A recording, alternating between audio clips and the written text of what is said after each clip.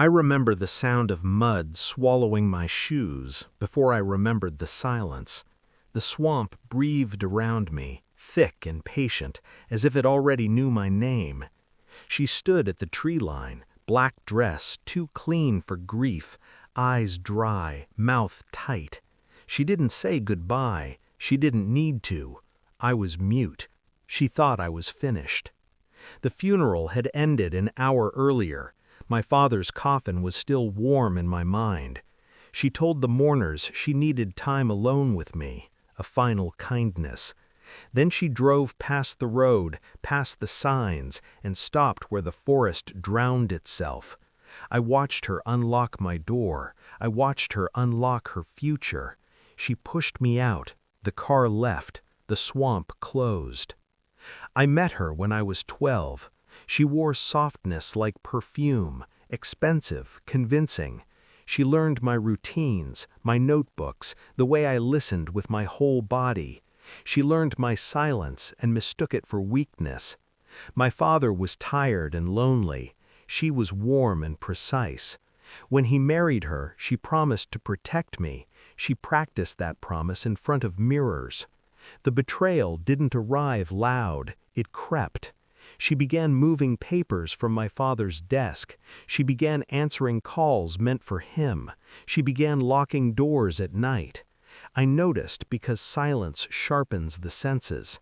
I noticed the way her smile tightened when my father's will came up.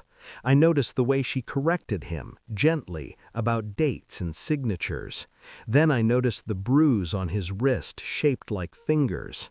The proof came quietly, a message left open on the kitchen tablet, a lawyer's name, a revised beneficiary list, my name reduced to a footnote. I closed the screen. I kept breathing. I wrote everything down.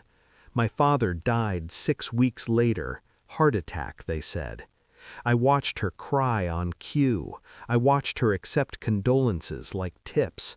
I watched her eyes scan the room for threats and find none. After the burial, she drove me to the swamp. That was her last mistake. I didn't panic when the water reached my knees. Panic wastes air. I followed the ground's language, the subtle rise, the roots that didn't sink. I remembered my father teaching me to read maps by touch. I remembered how to wait. A trapper found me 2 days later. He thought I was feral. I thought he was useful. I didn't return home. I disappeared correctly. Hospitals, shelters, libraries, places where silence isn't suspicious. I learned to write faster. I learned to read contracts like threats. I learned how money moves when it thinks no one is watching. I learned how people confess to quiet rooms. A year is a long time when you're building something sharp. I filed a wrongful death inquiry under a different name. I leaked the revised will to the original attorney. I paid for a toxicology retest using a trust my father hid for me, a trust she never found because she never believed I could. I recorded her phone calls when she bragged about clean endings. I let her climb. I let her spend. I let her smile for cameras. The night I returned, the house smelled like citrus and fear. She had renovated, erased him. I stood in the doorway until she noticed the air change. Her face emptied first, then it cracked. She tried to speak. I raised my hand. I handed her a folder. Inside, transcripts, bank trails, the swamp location, the retest results. Inside, the year she stole and the year I took back. She laughed. That was reflex. Then she read.